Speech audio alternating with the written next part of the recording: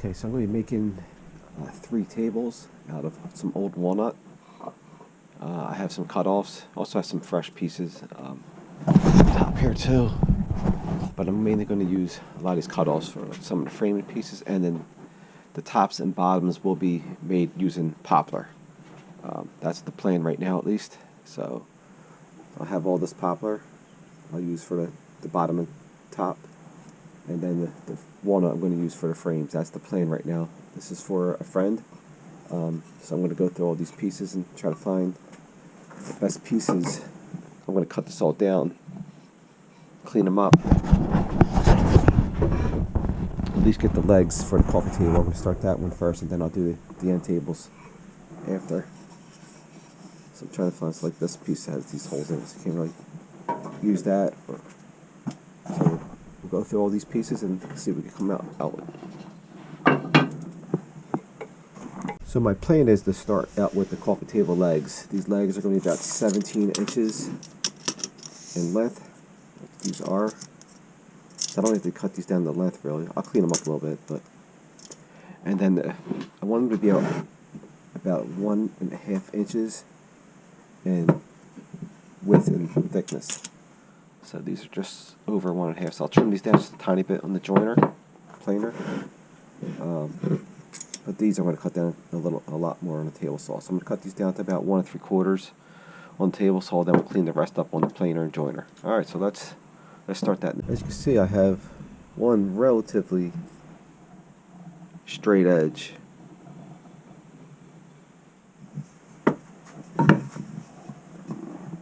If you can see that, tiny little bit below here, not much. Looks pretty good. That looks perfect. So that's why usually I would go to the joiner first, but these have already been cut for other things, so they're relatively straight, at least on one edge here. So I'm going to recut these just on the table saw, just to get down to close to the thickness I want, and then we'll clean them up on the joiner, planer, maybe definitely planer, but the joiner is going to be optional for this right now. All right, so let's start on the table saw. Okay, so normally, like I said, I would run these through the joiner first to get a straight edge, but like I said, these pieces of wood were used for other things or milled up to a certain extent. I don't remember what I used them for, but they're cut-offs and they were already milled up. So they're pretty straight, but I'm just going to clean them up on the table saw, and then we'll run them through the planer and joiner.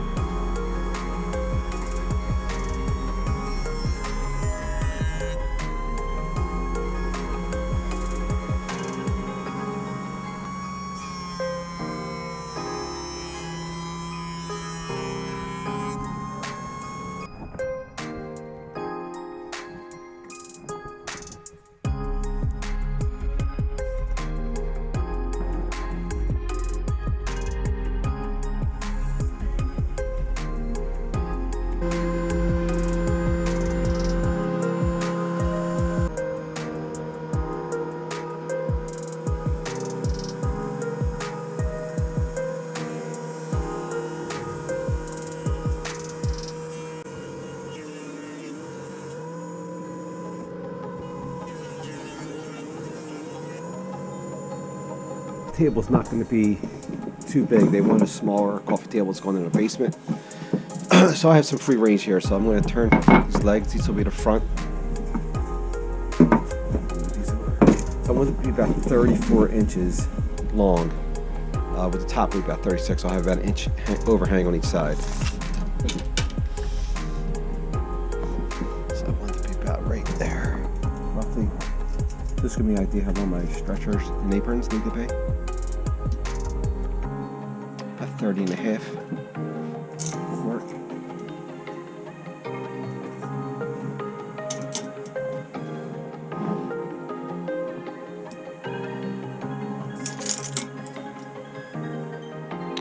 .3/4. I think that will do it.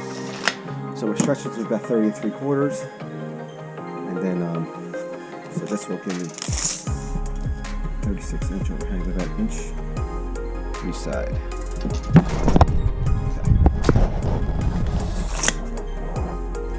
And they'll be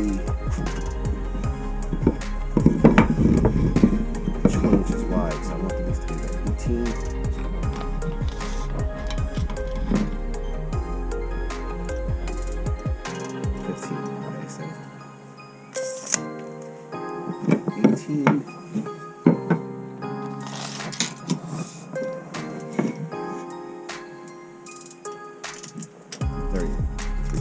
Okay, so I'm going to cut this. I'm going to cut this just under 31. I'm going to cut it a little heavy.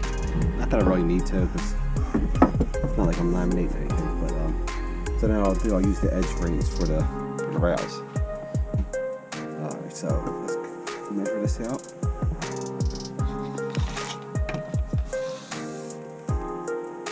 Just go just under 31.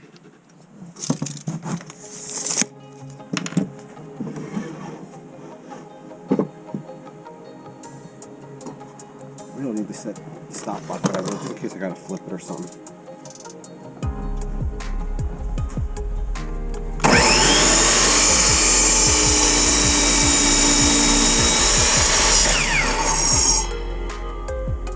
Alright, so these will be the bottom and top flippers, and then this will be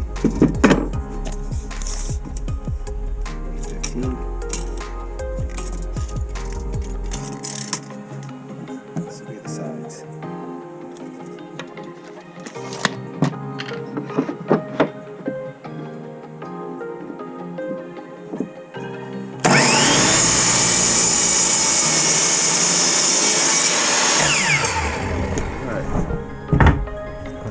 Rip these down on the table saw next. Actually, we'll run these through the joiner here.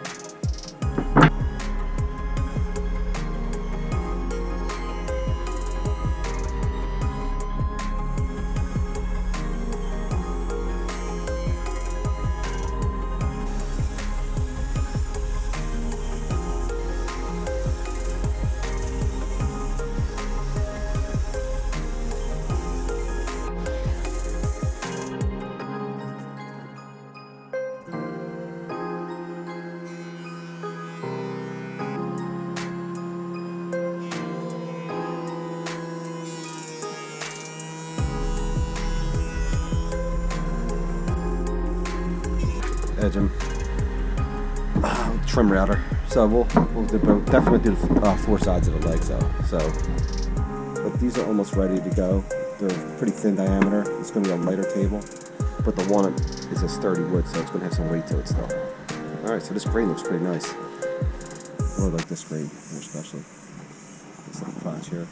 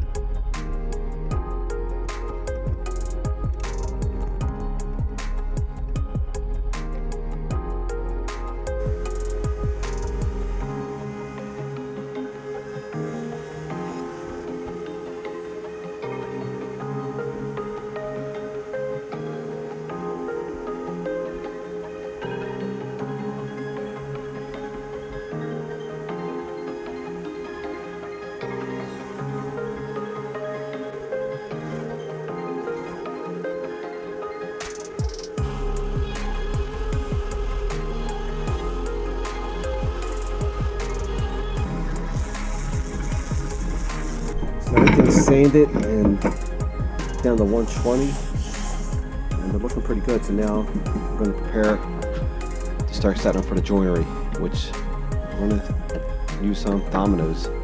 I was kind of thinking not to use them because they might be a little big for these stretchers and aprons, but we're going to try it. If it doesn't work, then we'll go to plan B. Just waste some wood, but we're going to try it as is.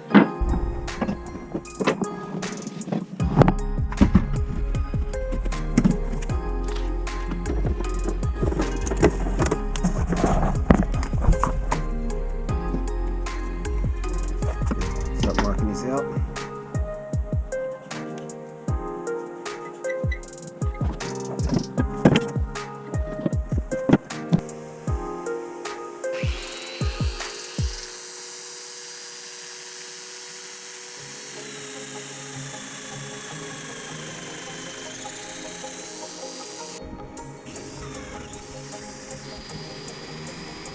You do not have to use dominoes for this. Like a lot of people don't have, festal, domino joiners. But you can use dowels. You can use pocket screws, which I do use pocket screws for the end tables. Due to my 10 by 50 dominoes are just too big for the frame of the.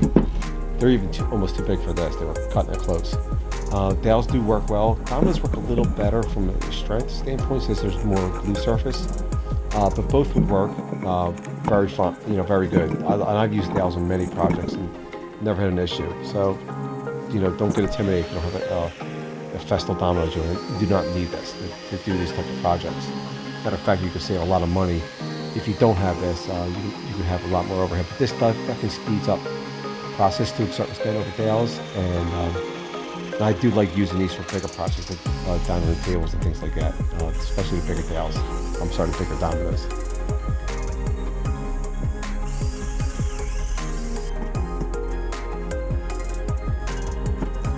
So here I'm just going to dry fit everything before we do final glue up for the assembly for the coffee table.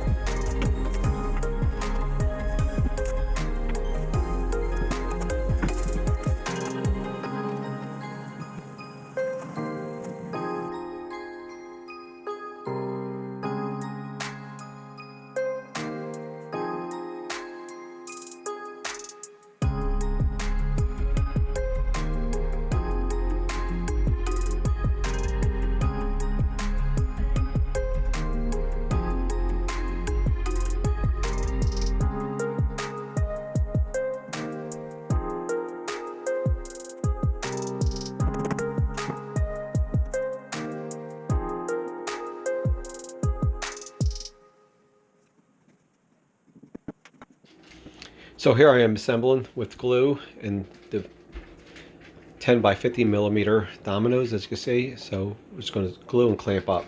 So this is the assembly part. The point of no return.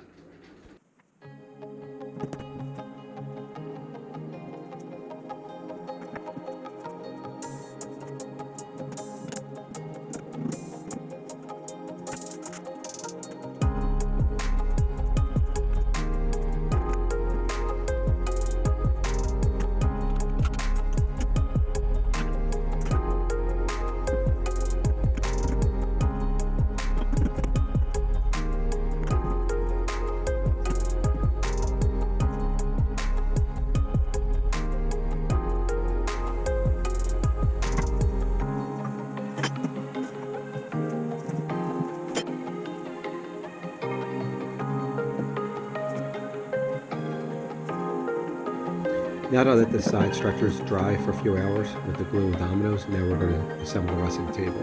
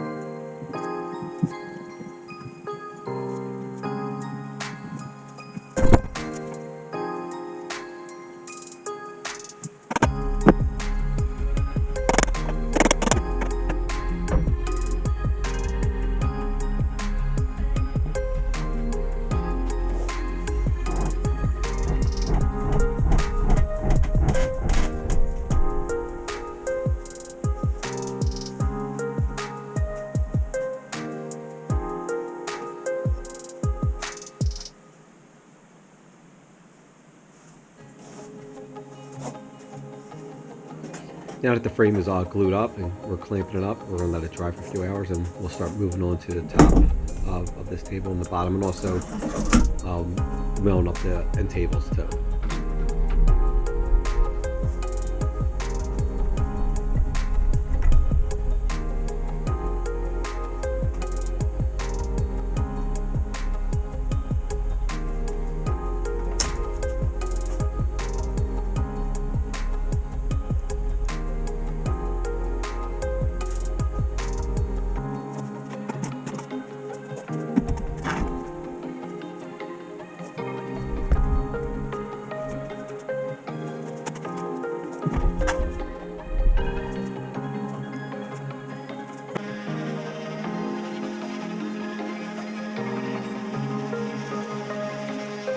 So it's a few hours later, we took the clamps off, everything's dry, so now we're going to do a light sanding with about 80 grit, and we'll work with about 220 grit eventually before we put the osmo on later.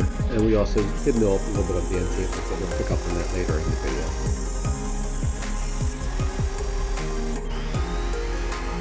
Okay, so the next step is going to be I'm going to put corner brackets in to help fortify this table. So I'm just trimming down on the table saw, and I'm going to cut 4 pieces with 45-degree angles, and they're about 7 inches long each, or 6 inches long, I would say. And they're going to. And I'm just going to use a little glue countersink 4 holes, and use clamps to hold it in place, and just screw it in with little trim head screws. Nothing major. These are thin tables, so I can't go too deep with these screws or use too big of screws. So I don't want to split anything. So just got to be careful here.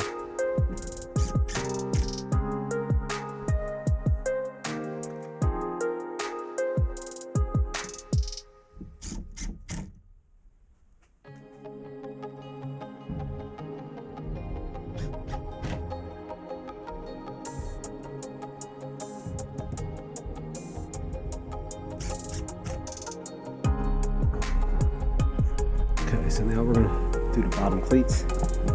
If I have enough wood left over, I'm going to do some side upside down V's on the side here, but I don't know if I have enough wood or not.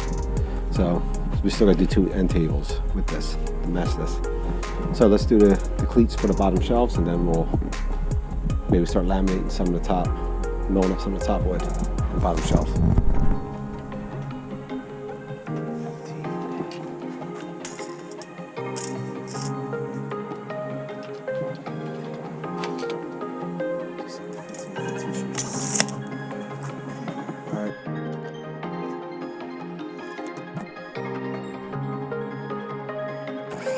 Okay, so I'm using these little trim pieces left over, like scrap pieces. They're about 3/4 by 3/4 inches, and we're going to use these to hold the bottom shelf here. These will be the cleats that will hold them in.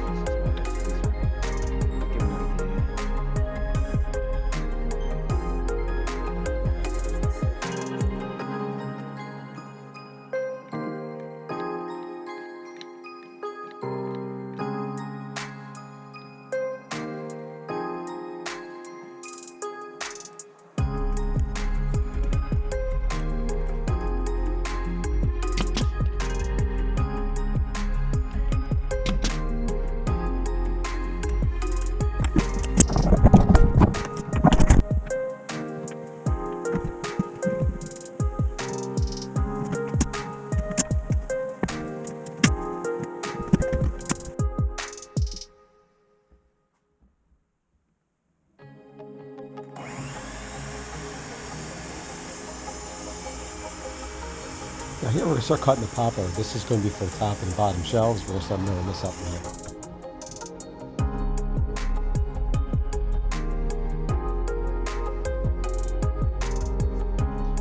Well, as you see, we have a problem here. This board is a little twisted, a little off, so we're going to have to set up the planer sled and try to fix this issue, which I'm not happy about.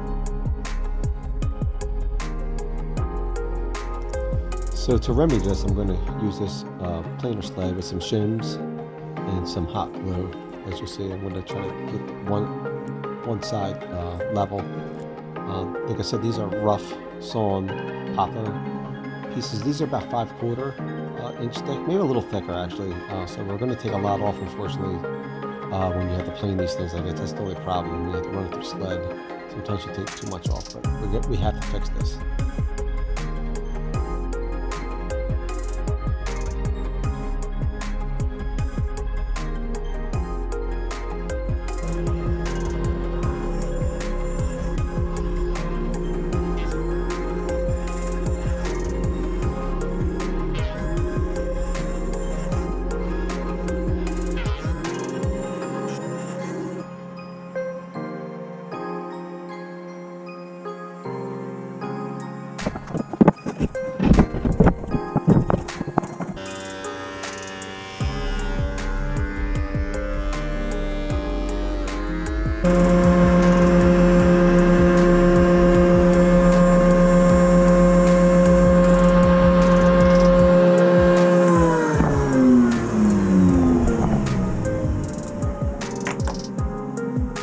Now it's flat. I literally had to take almost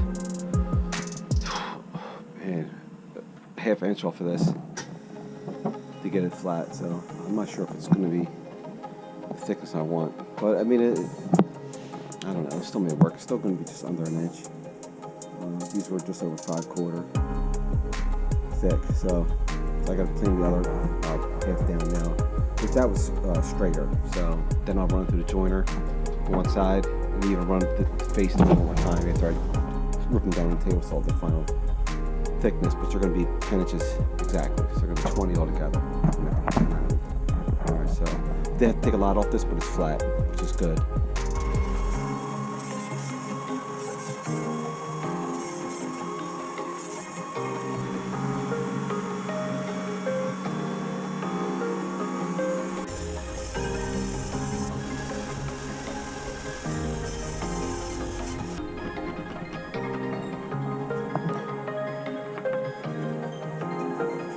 Okay, so here I'm marking my spots for the biscuits. I'm going to use biscuits to join these tops together with glue.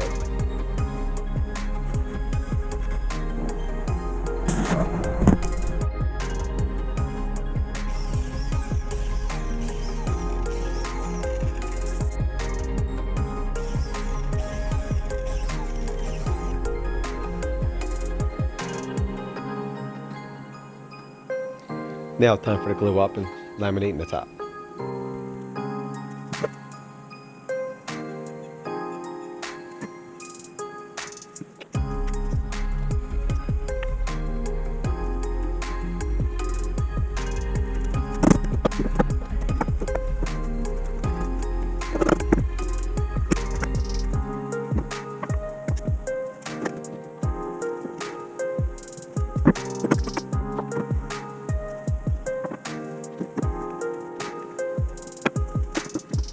Just using clamps and cawls for this.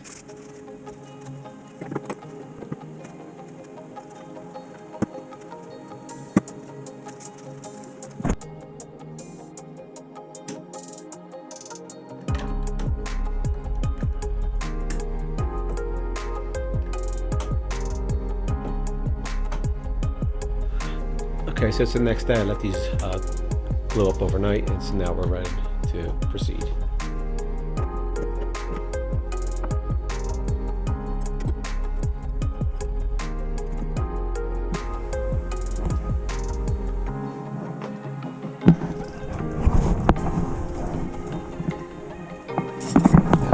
Shelves.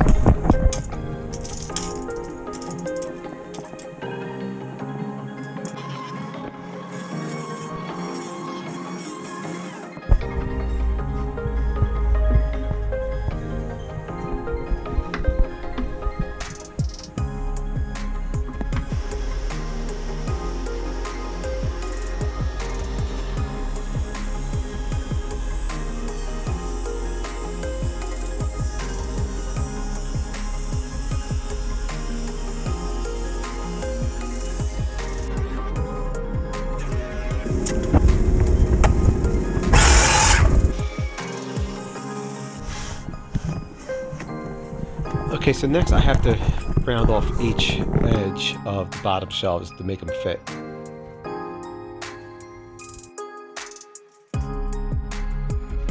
I don't have a track saw, so I have to do it the hard way. Get a straight edge and measure each edge, the end here, to cut off the end of the tops to make it even, to get to the final length of 36 inches.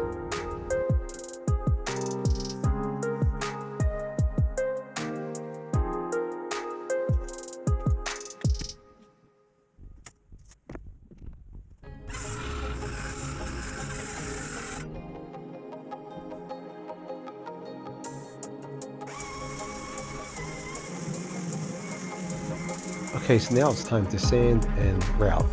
So what I'm going to start with a belt sander, 80 grit, and then we're going to go to an orbital sander, about 80 grit, and then we're going to go to 120 grit, and then we're going to run a chamfer on each edge of the bottom and top of the coffee table, or all three tables actually.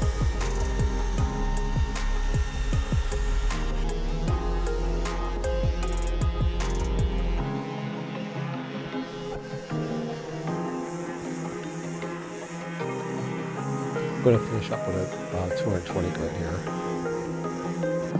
So we're going to finish up with a 220 grit sander here, just to get any roughness from the router and the rough sanding. And now this table's coming together. I'm also going to run a chamfer on the bottom of the feet. It's just the breaks the feet in case, you know, they drag across the floor or something like that doesn't split any of the wood or break anything.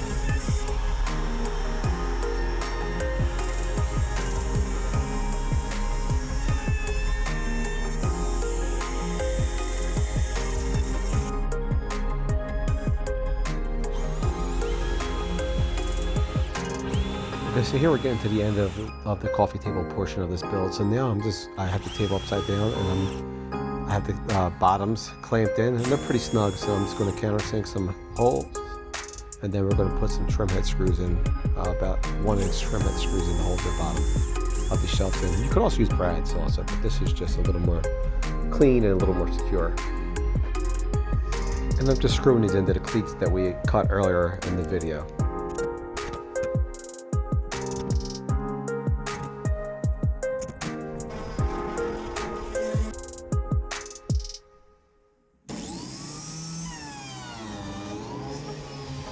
Okay, so now we're going to use the biscuit joiner to cut slots in for the top.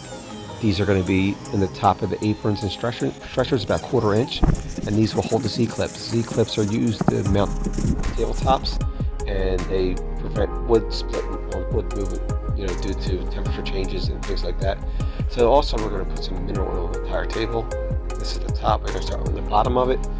Put some mineral oil on. This acts as a pre-finish, and it also gives it a nice wet look and lets the grain pop, and kind of gives some protection before we put the house on.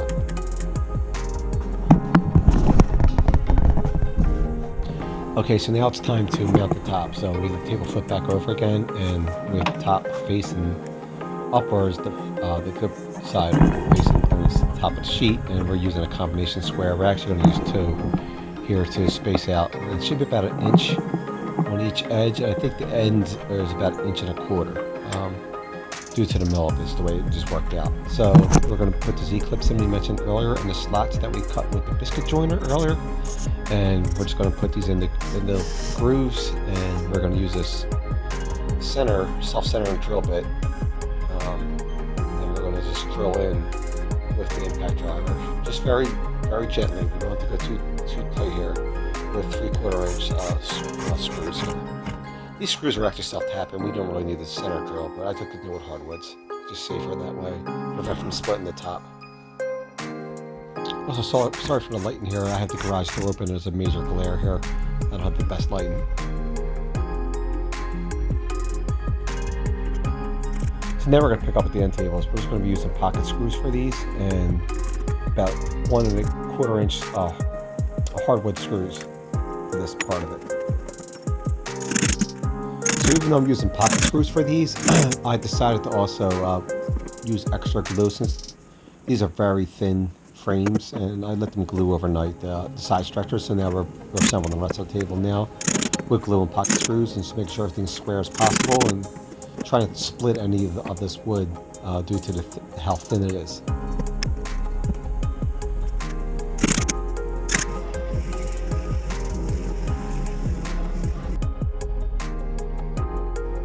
besides the pocket screws, these tables pretty much going together the same exact way. Same concept, frame, cleats, pull the bottom shelves in. We're going to use E-clips for the top and everything else. So we're going to also put Osmo and mineral on these. So there's really no difference besides the joinery. Everything else is pretty much the same, and it's also sort of smaller tables. So I'm not going to get too detailed with the setup of this. Right now I'm just installing the bottom cleats to hold the bottom shelves in.